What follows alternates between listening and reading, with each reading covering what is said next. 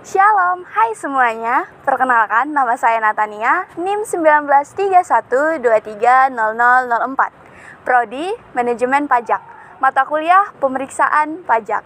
Di sini saya ingin mengajak teman-teman semua mengenal lebih dalam tentang surat pemberitahuan pajak.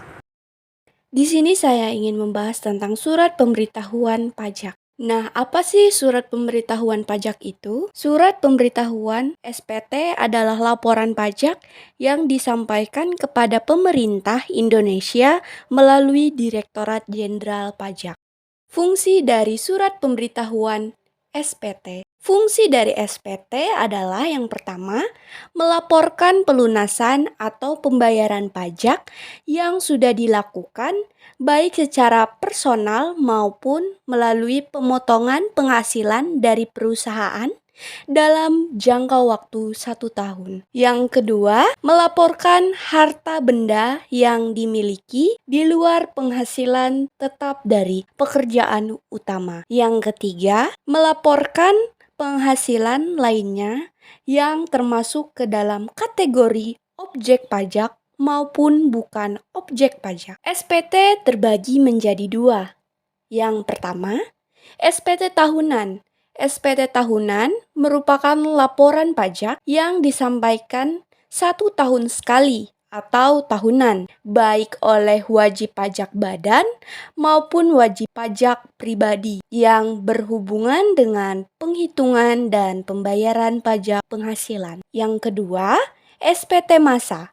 SPT yang berperan sebagai dokumen pelaporan pajak pribadi atau badan setiap bulan. Nah, di sini ada jenis-jenis SPT massa. Yang pertama, PPh pasal 21 dan 26, PPh pasal 22, PPh pasal 23 dan 26, PPh pasal 25, PPh pasal 4 ayat 2, PPh pasal 15, PPN pajak pertambahan nilai, PPN bagi pemungut, PPN bagi pengusaha kena pajak, pedagang eceran yang menggunakan nilai lain sebagai dasar pengenaan pajak. Dan yang terakhir, pajak penjualan atas barang mewah.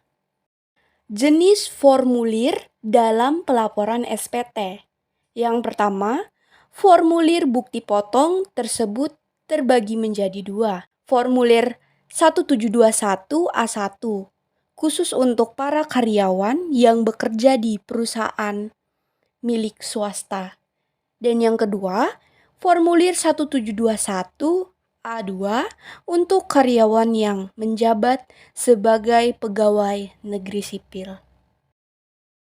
Jenis formulir dalam pelaporan SPT orang pribadi. Formulir SPT PPh orang pribadi terbagi menjadi 3. Yang pertama, formulir 1770 yang ditunjukkan bagi wajib pajak yang bekerja tanpa ikatan kerja tertentu. Yang kedua, formulir 1770 SS yang ditunjukkan untuk perseorangan atau pribadi dengan jumlah penghasilan kurang dari atau sama dengan 60 juta setahun dan hanya bekerja pada satu perusahaan. Dan yang ketiga, formulir 1770S untuk wajib pajak pribadi dengan penghasilan tahunan lebih dari 60 juta dan bekerja pada 2 perusahaan atau lebih. Cara pelaporan SPT pajak. Yang pertama, penyampaian langsung ke kantor pajak. Yang kedua, penyampaian melalui pos atau ekspedisi. Yang ketiga, pelaporan pajak secara online.